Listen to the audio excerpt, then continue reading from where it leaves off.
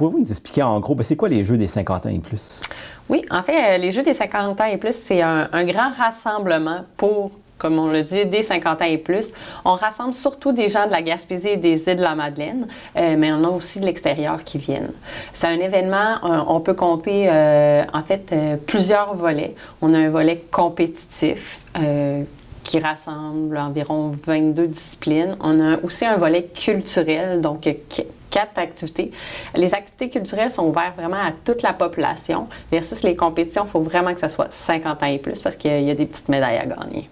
On invite vraiment toutes les personnes de 50 ans et plus de la région, donc de Gaspé à la Haute-Gaspésie, Saint-Anne-des-Monts, Matapédia, Rocher-Percé, donc on y va vraiment partout.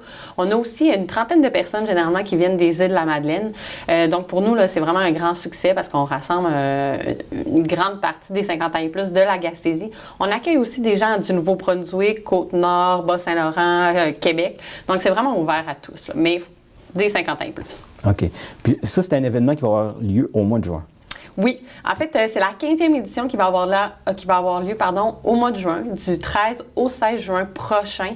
Cette année, c'est à Matapédia, les Plateaux. Ce qui est intéressant cette année comme nouveauté, c'est 5 municipalités qui collaborent ensemble pour accueillir cet grand événement-là. Les Jeux, c'est quand même un événement d'envergure qui accueille plus de 1000 participants. Donc, c'est difficile pour les petites municipalités d'organiser cette activité-là chez eux. Donc, pour une première fois, là, il y a 5 municipalités plus petites qui vont accueillir 1000 participants, étant donné qu'il va y avoir plus d'hébergements, plus de locaux, plus de bénévoles. Puis on espère là, que dans les années futures, là, ce modèle-là va se répéter. Puis là, il y a beaucoup d'activités. Pouvez-vous nous en énumérer quelques-uns? Oui, comme je disais, au niveau des disciplines, il y a 22 disciplines en compétition. Je dirais que ça se regroupe en 3 secteurs. Il y a des activités beaucoup plus physiques telles que la course à pied, la marche rapide, le vélo de route. On a des activités plus intellectuelles telles que le Scrabble, le whist militaire, tout ce qui est plus des jeux de cartes ou de mémoire. Et puis, on a des jeux plus sociaux tels que le baseball poche. En fait, le baseball poche rassemble pratiquement 300 participants chaque année, donc c'est énorme. On a le volet, on a aussi 2 nouveautés cette année là, à Matapédia et les Plateaux. On a 2 activités de danse, donc on a danse en ligne et danse traditionnelle. Ça ne sera pas des compétitions, mais ça va vraiment être pour venir s'amuser ou apprendre ce type de danse-là. Puis on a un volet culturel, donc c'est 4 activités. La cérémonie d'ouverture, notamment suivie d'un spectacle de chorale. On a cette année le vendredi soir, 2 conteurs de la région qui vont vraiment faire des petites histoires là, sur leur coin de pays.